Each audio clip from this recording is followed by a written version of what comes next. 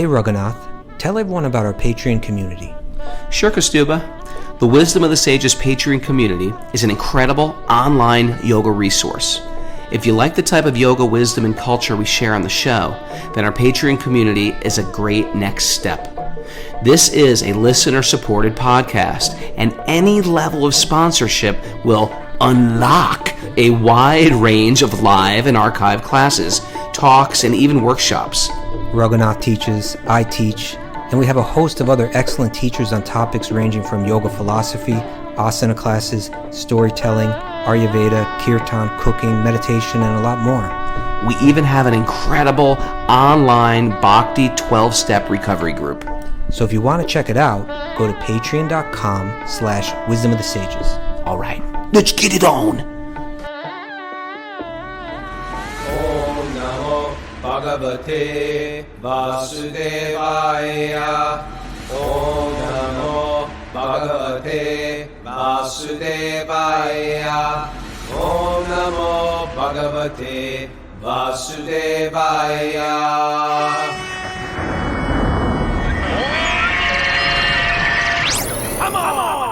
Live from Super Soul Farm in beautiful upstate New York, this is Wisdom of the Sages, a daily yoga podcast with your host, Raghunath, and co-host and senior educator at the Bhakti Center in New York, Kaustubha Das. Welcome to the show. Welcome to, did I already say a daily yoga podcast? Yeah, a daily yoga. Welcome to our daily yoga podcast, studying the Srimad No, you were about to Bhagavatam, say welcome to Makeover to Monday. Right, that was what you were going to say. Oh, it's Monday. You were about to say Tuesday now. I talked about to say Tuesday. Did I? I think I did say Tuesday. Well, welcome to Makeover Monday.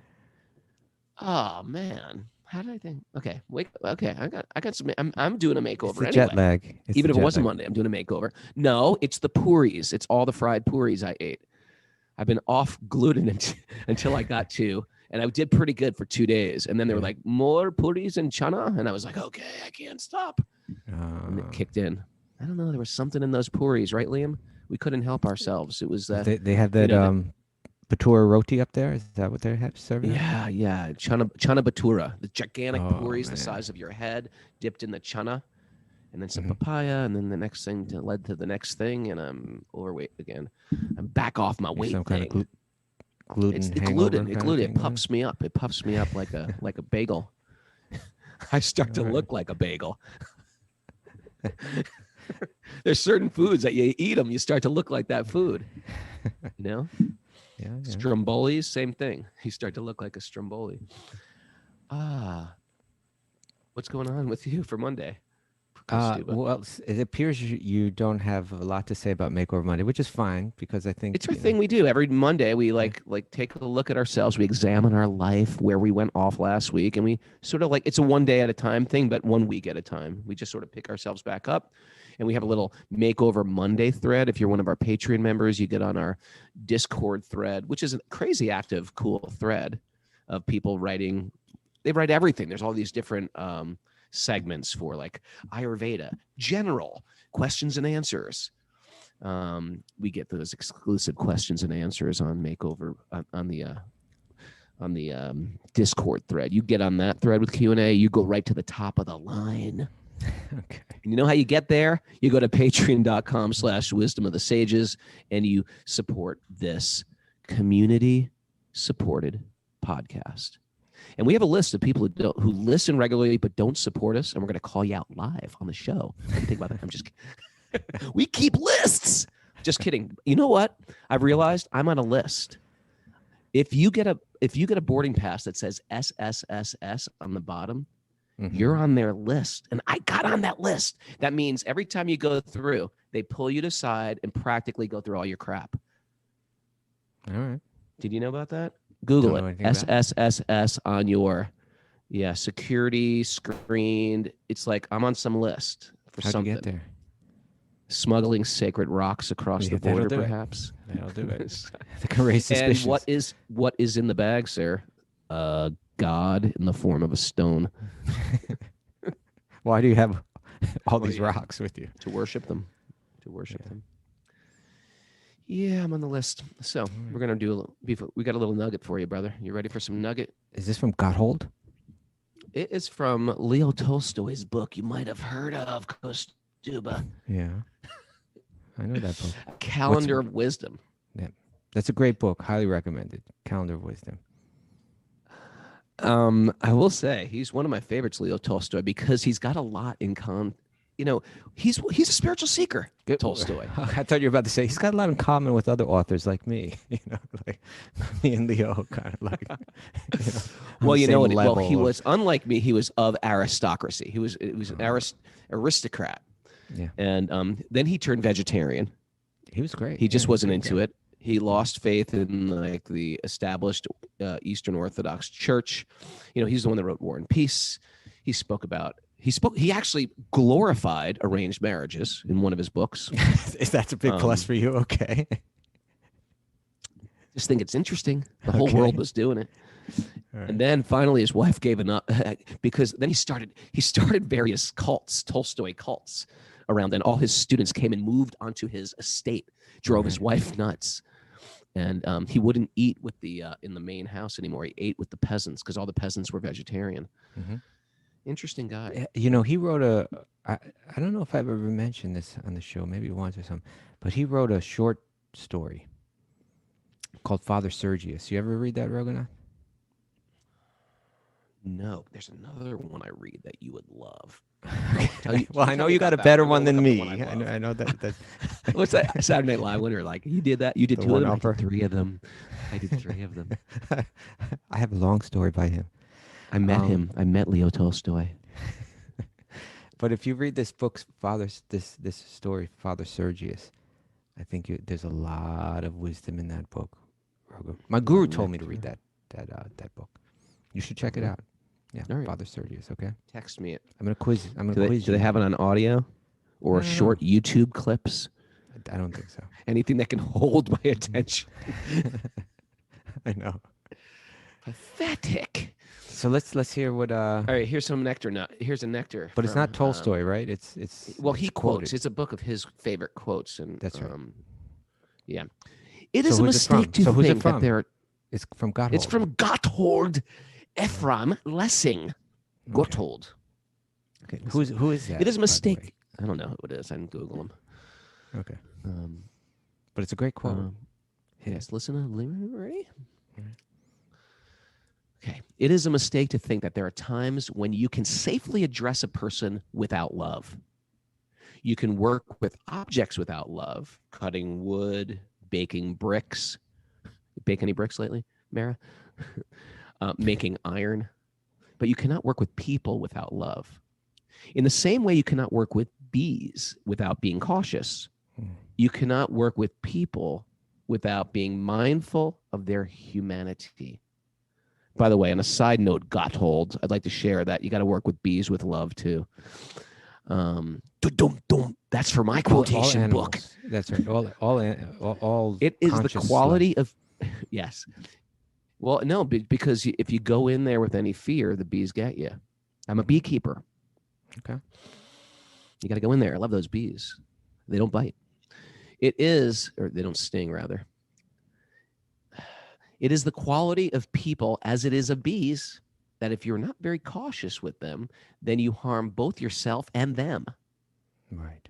It cannot be otherwise because mutual love is the major law of our existence. That is a great nugget. That is a great nugget. It reminds me, actually, when you're somewhere between Pokhara and Muktinath, I think. I love how you pieced together my trip here. You got like a map and pins. Actually, my wife and I did break out an atlas, trying to figure out where you were. Cool. Yeah. But what was I saying? What was it? Oh, I interviewed Veerbhadra.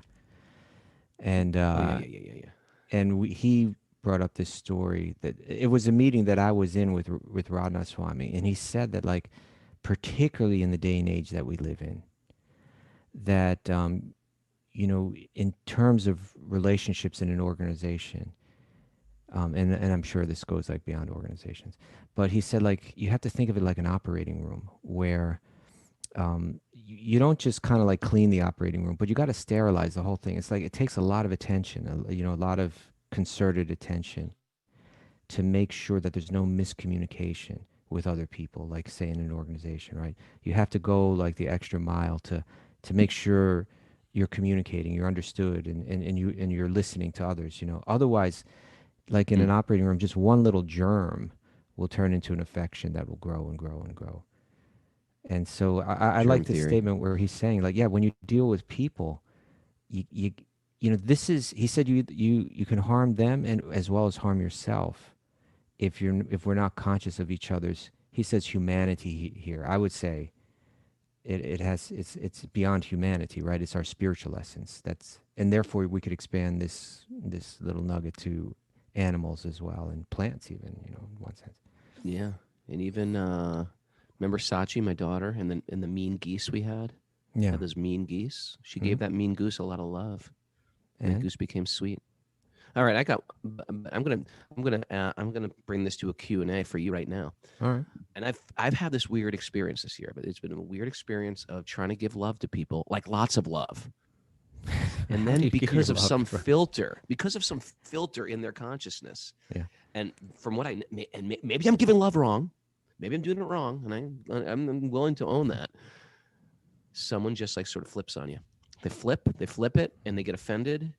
And no matter, even if you're giving that love, oh, you're giving the love.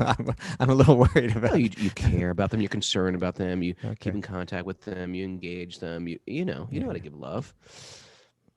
What do you do if people just, because of some pre-existing filter in their mind that this guy's out to get me, or he has some manipulative agenda, it's just like they go that route. Yeah, people are so even if you treat people with love. So the answer here is don't love. That's what you got from the mountain. That's what I got from this. I don't buy this. No, I don't know. I think you got to love anyway. Mm-hmm. But sometimes maybe you got to let go a little bit, right? Let it go. So even if you try to like be careful about everyone's thing, there's still going to be people that are not into your love. Okay. Yeah. That's sort of my takeaway from Gotthold. All right. Be mindful, be loving, but get it. Yeah. I just what? Go ahead, finish your statement. People are untrustworthy. No, you can't count on anybody in this world. Right. No, I think you just have to love. I think you have to love with your deepest sincerity, and if people don't like you, that's fine. Like Maharaj Yudhisthira, like Jesus Christ, they loved, and it doesn't mean like people won't hate them, but their hate is their hate. Yeah. Well, what do you think about that? It's like the guy in the boat. It's like the guy in the boat. Kaustubh. What about the guy in the boat? The Buddhist monk who went to the boat. Or that other nugget, yeah. Listen to this. Marriage, listen. She's like, what else am I going to do? Guy goes to meditate in a boat, paddles out to the middle of the lake. It's nice and quiet. Sits there in peace, eyes closed, tranquil, morning fog, little fish jumping. Beautiful. Sitting there, meditate, and he hears another boat out of nowhere, like bonk against his boat. His eyes are closed. And like fear, out of all the places this other boat could be, this whatever boatman in this boat has bonked against his boat. He sees him in meditation. He must have seen him, and he bonked against his boat. And so he got furious, and he opened his eyes, and he realized there was no one in that boat. It just had drifted out and bonked him. So his takeaway was his anger is within. His anger was always within. In other words, we think that this external thing caused my anger, right? This other person, but here in this case, there was nobody else doing anything, but it was just that anger is within himself, and it's just waiting for an excuse to arise. Waiting for an excuse and waiting for you to blame somebody else for your anger. Right. It's a big thing. Hating, looking at somebody and hating them. It's like that's a thing. I hate that guy. Well, that's why I like this quote, because he kind of concluded by saying that love is the mutual love is the major law of our existence, right? In other words, that's really what we're meant to understand. So we have to cultivate that in everything that we do. And when we break that law, we suffer. So the wise people are trying to always work within that law, try to more deeply imbibe that law, try to live it always with everyone that they meet. I think he was onto something. I don't know By who the he way, was. Yeah. what do you say? I don't know who he was. What's his name again? Gotthold? Gotthold. Yeah, someone said he was a. I got to scroll up on the message board. But that being said, somebody in the message board, namely German our poet and favorite philosopher. Yeah. German poet and philosopher, Mhm. our favorite Deli Wally, Walla? Yeah, Aravind is saying today's not the Bhagavatam day. You see, that's a hint. He's right. He's poking us with a stick right now. Okay. It's all the Bhagavatam, Aravind. Come All on. right, let us dive in then, huh? Narayanam namaskritya naram chaiva narottamam devim saraswatim vyasam tato jayam mudiraye. Before reciting the Srimad Bhagavatam, which is the very means of conquest, one should offer respectful obeisances to the Supreme Lord Narayan. Unto Narayan Rishi, the supermost human being, unto Mother Saraswati, the goddess of learning, and to Srila Vyasadeva, the author. Nasta prayeshva badreshu nityam bhagavat sevaya bhagavati uttama shloke bhaktir bhavati naishtiki. By regular attendance in classes in the Bhagavatam and by rendering service to the pure devotee, all that is troublesome to the heart will be extinguished, and loving service to the transcendent Lord, who is praised with transcendental songs, will be established as an irrevocable fact. Om Jnana Timarandasya Jnananjana Shalakaya Chakshurun Midatam Yena Tasmai Shri Gurave Namaha.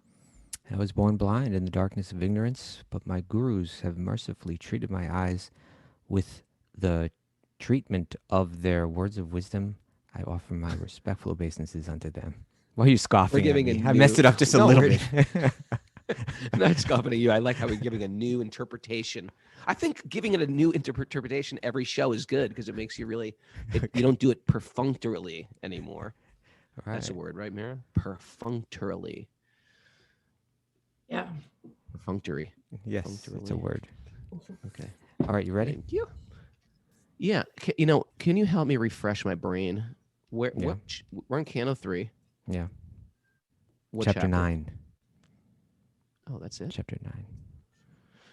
Alrighty. And what text, please? Well, I'm going to summarize a bit here, okay? Well, okay.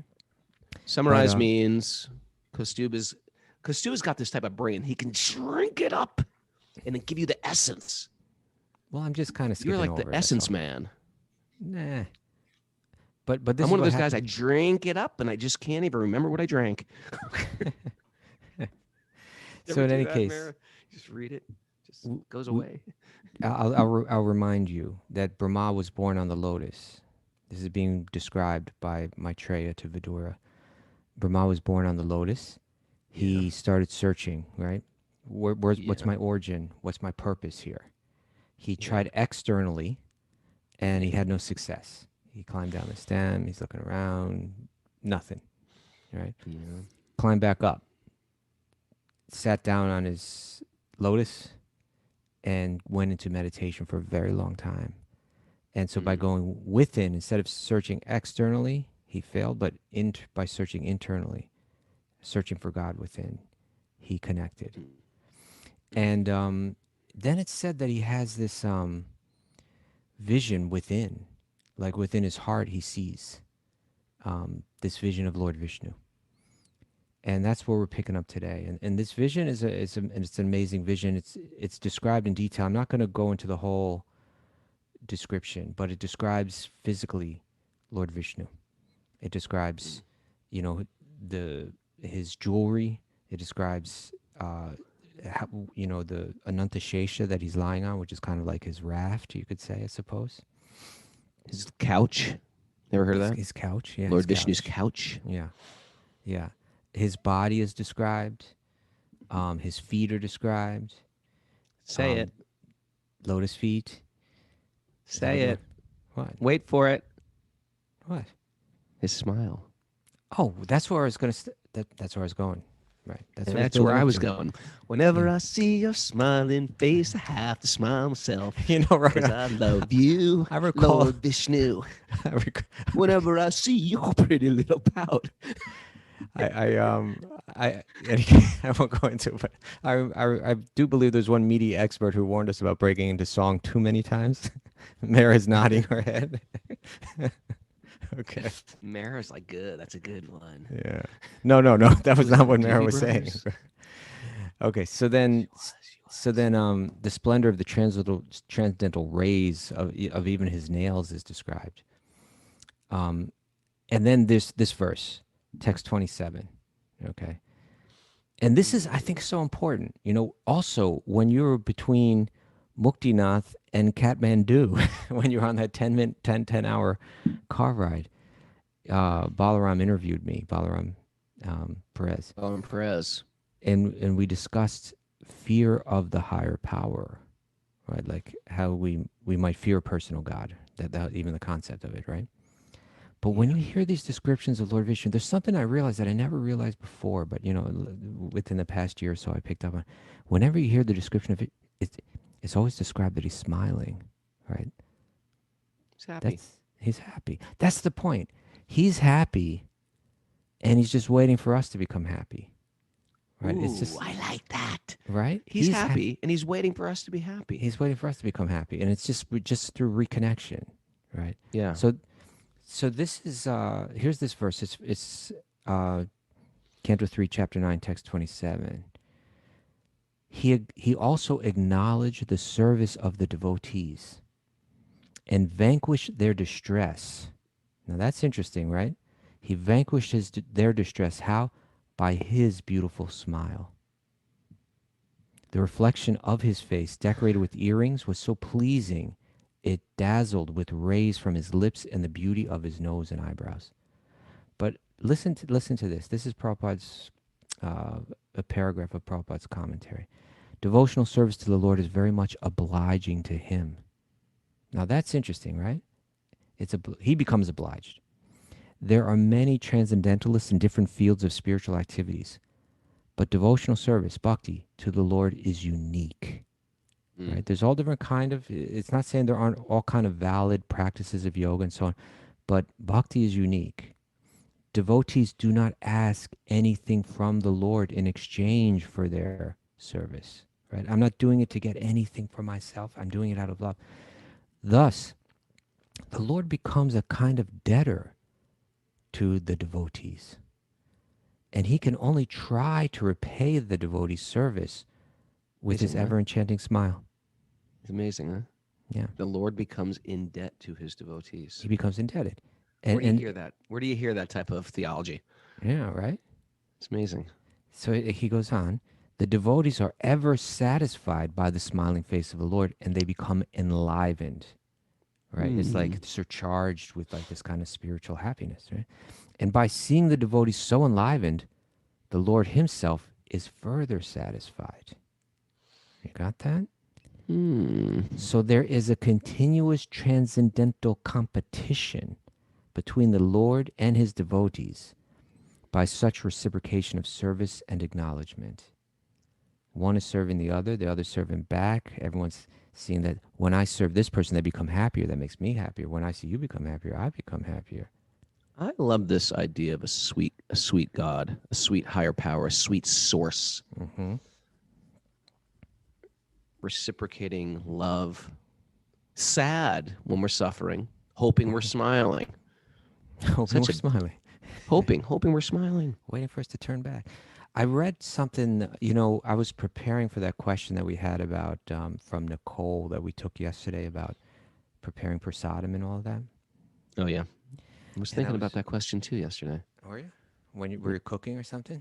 No, I was just shoving something in my mouth. Okay. So I was reading this book. It's a great book. It's a very expensive book, so it's probably not for everyone out there because it's one of these academic books, that like they don't print so many of them. It's called Attending Krishna's Image, Chaitanya Vaishnava Murti Seva as Devotional Truth by Kenneth Russell Valpe. Is it like a scholarly book, or is it like a devotee book, or is it a devotee scholarly book? It's a devotee scholarly book. That's actually Krishna Kshetra Maharaj.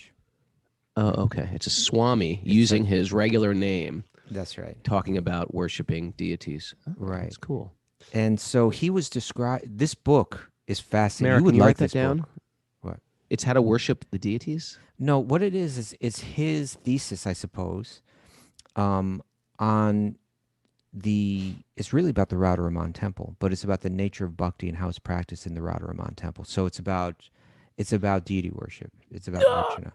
Yeah. Radharaman Temple. That's the whole Nepal story. You know that, right?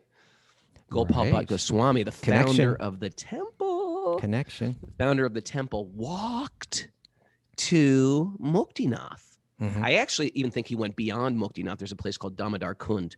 And I think that's where he's got his Shalagram Shilas. But he got these Shalagram Shilas from there and walked back and brought them back and worshiped them. Mhm. I might have told the story last week, but I'll tell it again.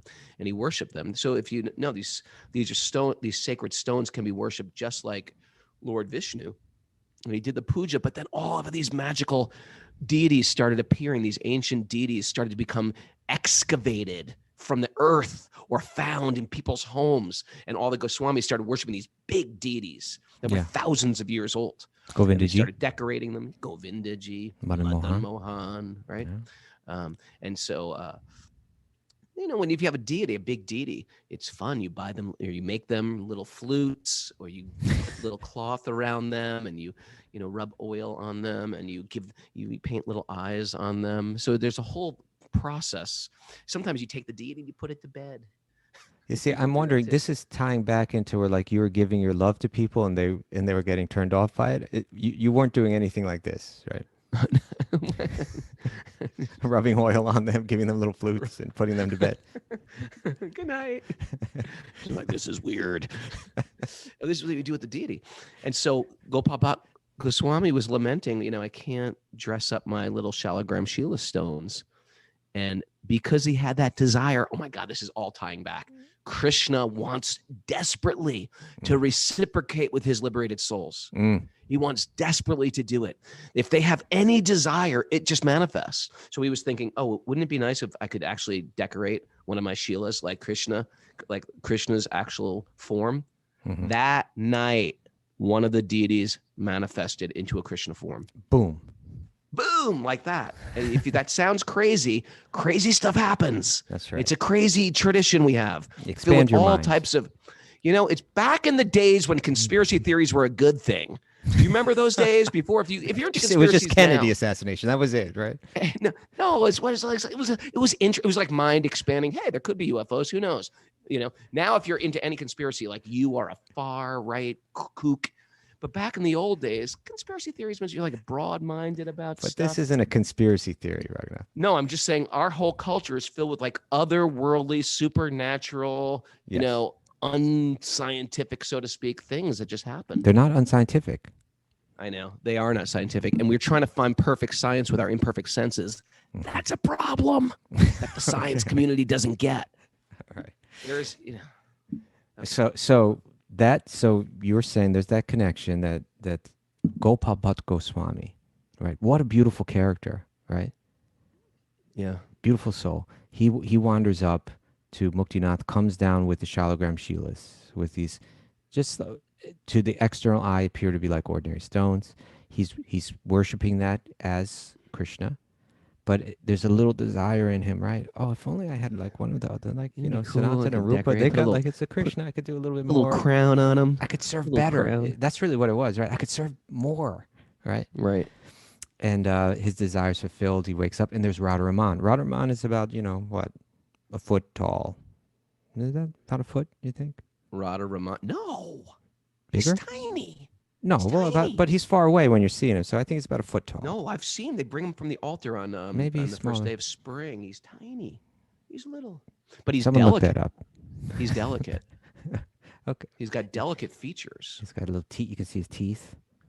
Yeah, when Krishna manifests into a deity, he does it in a very delicate way. Yeah. So that temple, Radharaman temple, it goes back nearly 500 years, maybe 500 years now. Something, I guess, just a little bit less than 500 years. And the culture in that temple is like really special, isn't it? Special place. Yeah. Special place. You go there, it's small, kind of square. There's always music playing, beautiful music, beautiful kirtan Yeah. going on. the care and the tradition as it's been handed down in the families over the centuries is just really, really rich in devotion. And so this book is about that temple and how they serve Radharamana there. But it's really about, it's such a great book for understanding the essence behind it all. Okay. And so this is something that he wrote. Actually, it's something that but it's relating to all this. Things are tying together, Raghunath. I think you're going to like this, okay? Everything's tying together today. It's all tying together. It's like a Krishna miracle happening, right? It's like one of those miracles happen to a lot of people. Like, what's it called? Like the bleeding hands of the resurrected Mary, and everybody sees it. You know what I'm talking about? Crying blood. What's that called? Let's put that aside for now. A Krishna miracle live on Zoom. I don't know where you're going, but this is something he's quoting someone, Paul Toomey, the anthropologist, who studied Vrindavan, and particularly the Bhagavatam's description of the Govardhan Leela, where the residents of Vrindavan are worshiping the Govardhan Hill and making food offerings. Because this was about food offering. That's where we started, right? I was researching that question about offering food. So he says, the gift of food, and I'm telling you something, this ties right back in. We'll talk about tying in to the quote from, what was his name again? Gotthold? Gotthold. Who was saying that mutual love is the major law of existence. Is that what he said? Is the major law of our existence. Mutual love, that's the law. Figure it out, right? If you're operating without understanding the laws, you're hurting yourself. Figure out mutual love is the law. So this relates to that, tying in. So this is what Toomey writes, which is quoted in the book.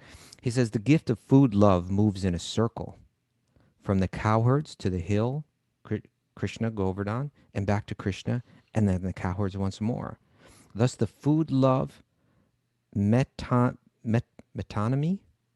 substantiates the circular process underlying devotional experience. That's the point that I want to get to, okay? It's a circular, it's going back and forth, it's going around. He writes, Krishna, this is really deep. I think this is worth really contemplating. You ready? Yep.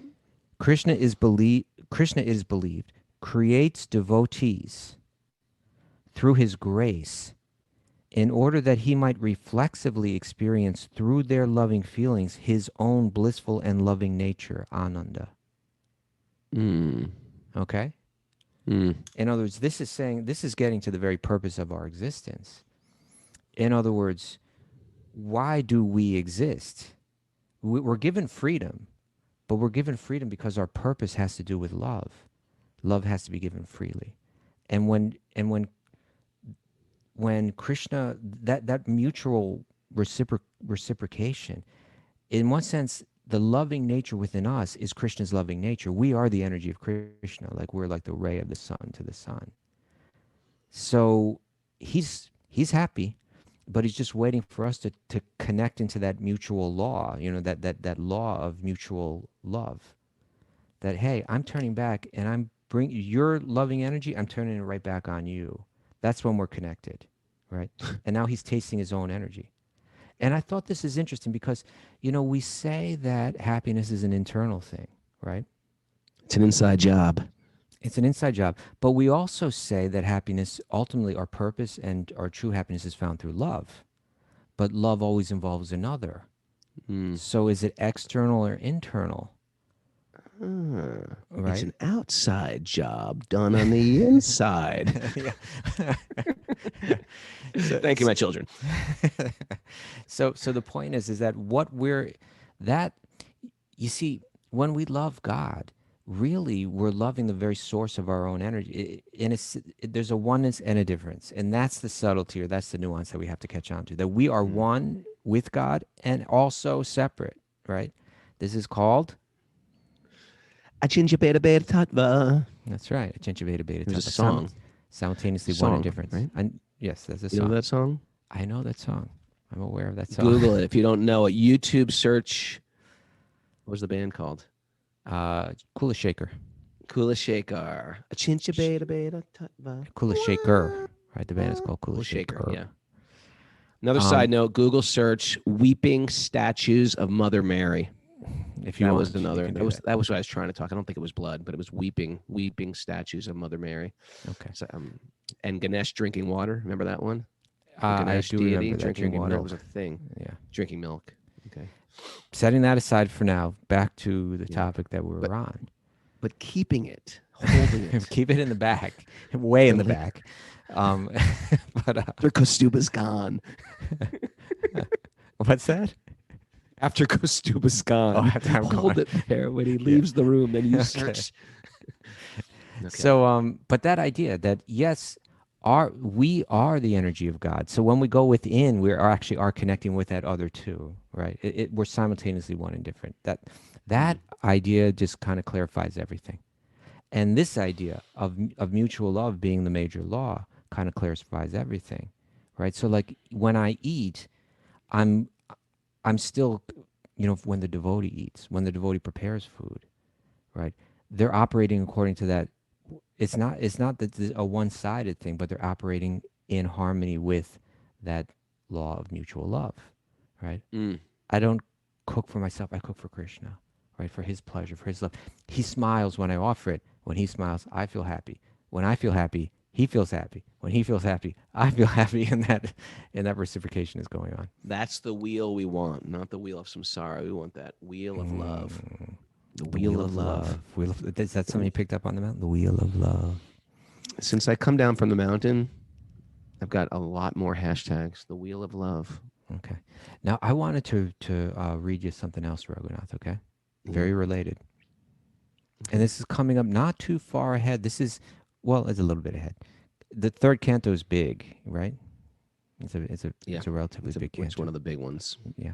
And this is from, right now we're in the 9th chapter. This is the 28th chapter. 28th chapter is like some really great stuff, where we have the avatar of Lord Vishnu by the name of, can you think who that might be? 28th chapter? Think, Raghu, think. Quiz time. I don't know. Kapila, Dave. Kapila, yeah. Kapila. You're unenthusiastic because I quizzed you. I shouldn't have quizzed you earlier, Kapila. No, I got caught me off base. Okay, so Kapila is teaching his mother Devahuti about yoga and about Bhakti-yogi. She's asking great questions. He's revealing the answers. And he begins to describe a method of meditation. It's basically, he's described Ashtanga yoga, but with a very clear focus on it's Lord Vishnu that I want to meditate on, right? It's not that I'm meditating on just anything. It's the form of Lord Vishnu that I'm meditating on. So he describes basically how you seclude yourself, you go off, you sit quietly in your comfortable position, you practice pranayama, you go into deeper levels of concentration on the form of Lord Vishnu, and then he describes that form and how you're supposed to meditate on that form systematically. It's like a lead meditation, right? And then he gets, but when he gets to the form, the very first thing he mentions about Lord Vishnu's form, what do you think? It's connected. Tell me. to the smile. Tell me. The smile. The smile. Yeah. He says, a yogi should meditate on the most benevolent smile of Lord Sri Hari, Lord Vishnu. A smile which, and this is great. We just read in the other verse, what did it say? That it kind of counteracts the miseries or something like that. And let me go back. It said that it vanquishes the distress of the devotees that's seeing that smile. Now listen to this. This is really good stuff. He says a yogi should meditate on the most benevolent smile of Lord Sri Hari, a smile which, for all those who bow to him, dries away the ocean of tears caused by intense grief. The yogi should bow. For all those who bow to him, it makes their ocean of tears go away. Yeah, and then this is what Prabhupada writes. I always heard Rukmini, Rukmini Devi. Yeah, love her. We've had on the show. She, I think it's from her that I used to hear this idea about an ocean of tears, and I was like, where did she get that? I was thinking of asking her about it, but I think this is where she got it. This is Prabhupada's commentary. He says, the entire universe is full of miseries. It's true. And therefore, the inhabitants of this material universe are always shedding tears out of intense grief. Isn't it true? he says there is Makes me want to cry just hearing that. no, he says there's a great ocean of water made from such tears. But imagine if you could collect all the tears you've cried in this life, and then combine those tears with the tears you cried in your life before that, and then combine them with the tears that you know for all of your life, you'd have this ocean of tears, right? That we've cried through lifetime after lifetime after Wow. lifetime. So he says, Never thought of it like that. think of it like that. He says again, it is stated in this verse. Oh, no. Here we go. The entire universe is full of miseries, and therefore the inhabitants of this material universe are always shedding tears out of intense grief. There's a great ocean of water made from such tears, but for one who surrenders unto the Supreme Personality of Godhead, the ocean of tears is at once dried up. One need only see the charming smile of the Supreme Lord. In other words, the bereavement of material existence immediately subsides when one sees the charming smiling of the Lord. Interesting, right? I was in Washington Square Park yesterday. We're having kirtan out there, and I was sitting kind of like, you know, we kind of lay out huh? Were you I wasn't crying, no, but someone else was. with the ocean? Oh, really? Okay. Yes, I was sitting, you know, like we kind of roll out a mat there, and I was sitting on the front edge of that mat, so I was kind of like in the front, and this family, you know, a husband, a wife, and a little girl. Girl must have been, I don't know, 2, 3 at the oldest, something like that. She came up and she was like, she kind of, sometimes, you know, the little kids want to stay when the parents are about to walk off. You've seen that before? Oh, yeah. It's great to see. Like the kids connecting, right? The parents are like, it's time to move on. The kids are like, no. So they kind of gave a little tug on the girl, and she fell on the ground. Oh, yeah. You know, and she felt a little hard. You know, her knees kind of hit a little hard. And it was kind of that thing where like the parents kind of pull her up. And for a second, she just looked confused, but then the tears started to flow, right? Yeah. There's that pause. Yeah, there's that pause. And the kid just... It's like, should I cry now? Yeah. So then the kid broke into tears. She was really crying, you know. And even a few minutes later, the kirtan ended. I got up and I looked, and she still had these tears streaming down her face. And I thought to myself, you know, she's going through her pain, right? She's in this body. She, you know, 2 years ago or 3 years ago, she was in another body, right? And in that body, she shed tears, right? Maybe even at the end, right? When she was like about to switch bodies, right? When you're about to die, people shed tears, you know? Yeah. And now here she is in this body. She's got these protectors, you know, she's got her parents. They're going to, for some period of time, they're going to protect her as well as they can. But they couldn't help her. They couldn't stop those tears, you know, even though they were trying. She was kind of going through this internal suffering that the parents were trying to address it externally, but there was nothing that they could do to stop the tears, you know. It was just going to flow. And we're all kind of like that, you know. We're all kind of like on our own little boat floating around, and people might try to help, and sometimes we can help one another, but ultimately we're on our own and we're going through this experience.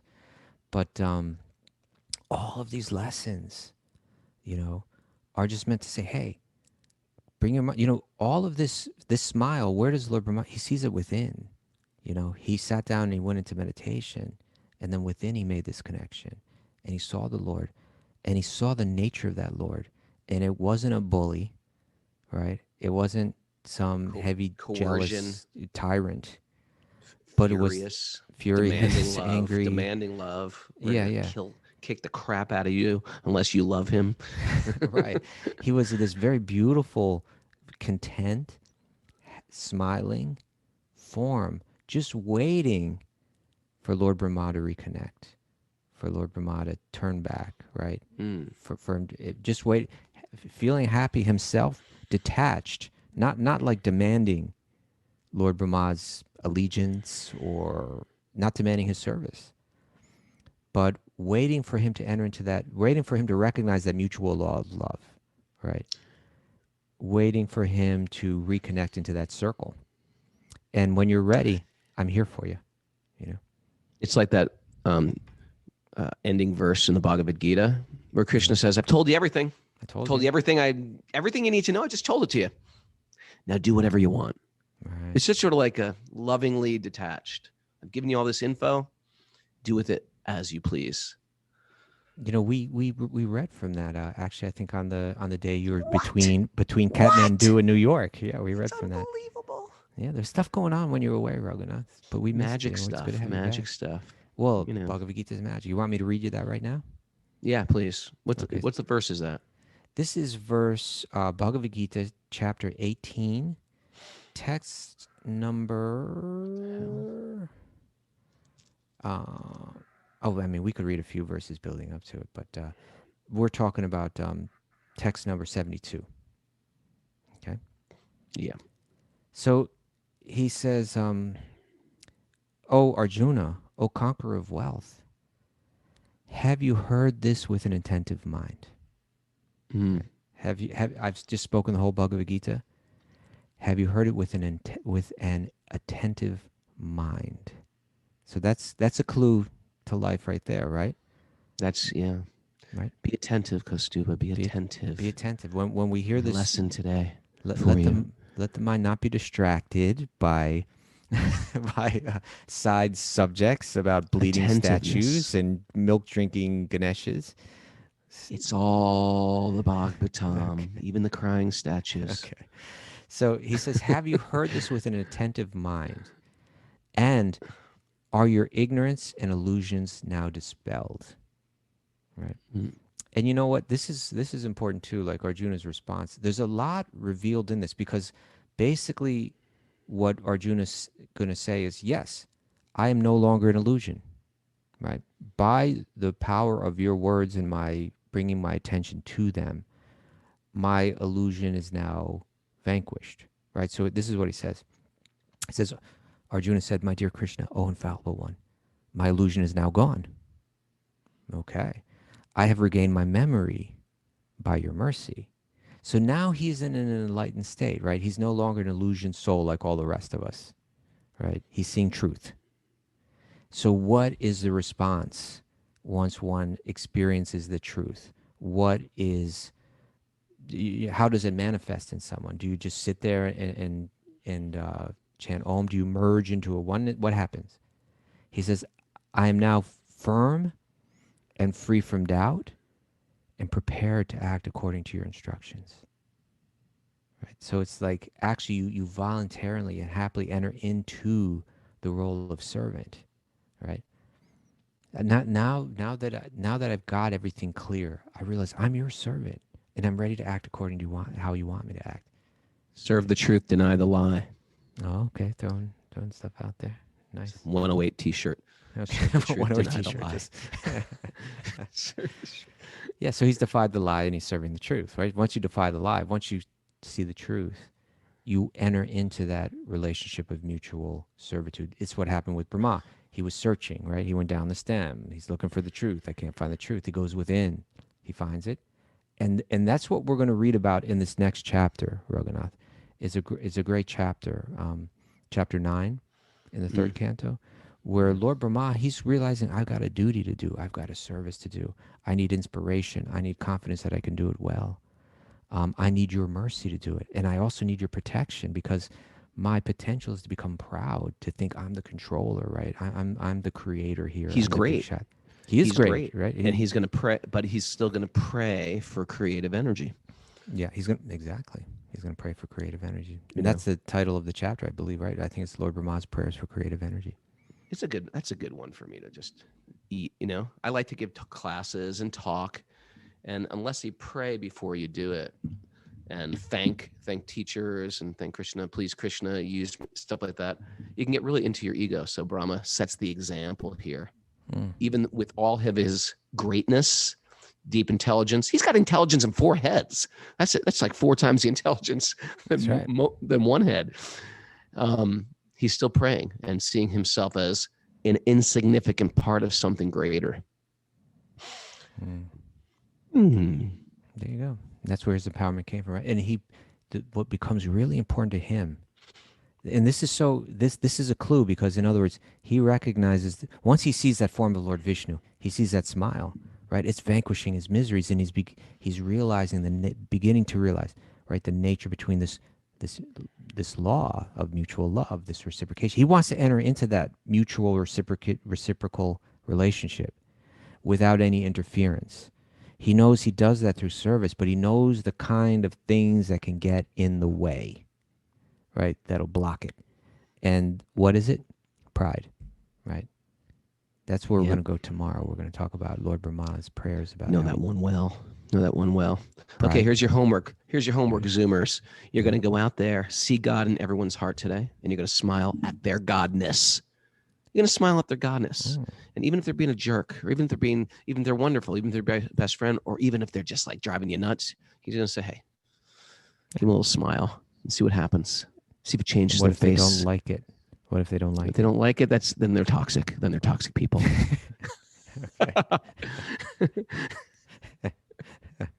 You got to love them anyway. So do we have any takeaways for today, Mara? Anything to take away? Have we even been thinking about that? Are we back on that yet? Tattoo. I'm looking for a new tattoo here today. Let's see. I like anger. Which one Yeah. do you like, Kaustubha? Well, I was just going to say it's the one I've been repeating for the last 10 minutes, but that mutual love is the law of, what was it again? Mutual love is the law. The law of humanity, I think. Yes, a major law of humanity or something like that. Yeah. Mutual love is the major law of humanity. Boom. Good. That's a pretty good Sort of takeaway. like a song. Right? Mutual love is the law of humanity. Raghunath, we got to do something No more about breaking that songs. song, okay? Anything else? Devotional service enlivens the soul. Yeah, He is always yes, happy. Okay. Yeah. He is always happy, and he wants us to be happy. Yeah. He's waiting for us to be Waiting happy. for us. Waiting for us to be happy. Waiting for us to be happy. Yeah. I like And that one. anger is within, not from an external source. Oh, man, these are good stuff. Good stuff, right? Anger's within. Good Love is stuff. within. Anger's within. It's an inside job. It's an inside job going external. It's an inside job going outside. You're just trying to. You're just. I'm just waiting for you to hit the music so I can. We still got a couple minutes. But I was going to say another one is that Achincha Veda Veda Tattva, right? We are one and different from God. We're simultaneously one and different with God. Sing a song. How about that one? Sing a song. Keep No, it simple. don't Make it go there. simple. Do not. Make it- Whatever you do, make it don't simple sing that to song. last a whole Oh, life God. long. Walk down the street and sing. Here we go. How about sing this one?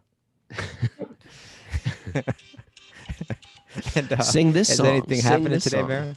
Yeah, there's a Bhakti recovery group meeting at 1:00 today. Oh, Okay, Bhakti That's good. recovery. Good What, you going to do any recover. Sweet Baby Krishnas now that you're back? Yeah, I'm doing one tomorrow. You know why? Because Mara scheduled for Why? me and didn't even tell me. There It's you a go. Zoom recurring meeting thing. Oh, okay. You know, That's how but- it's working now. Yeah, It's but called- that's great. It is great. It's great. I'm looking forward to it. I need a little sweet Krishna in my life. We're going to talk about Shalagram Shilas tomorrow on Sweet Baby Krishna.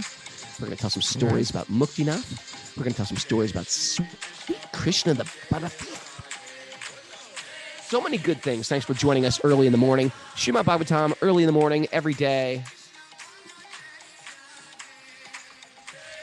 What a way to recalibrate. What a way to start your day, right? You sing a little, you dance a little, you cry a little, you laugh a little. Ocean of tears. But these are happy Ocean tears. of tears. An ocean of laughter. An ocean of laughter, too. We should talk about the ocean of laughter. Okay. That's something, too. Go ahead. Imagine if What do you got could to take say all about it? your laughter and pack it in to one solid piece of laughter. Forget collecting your tears. Collect your laughter.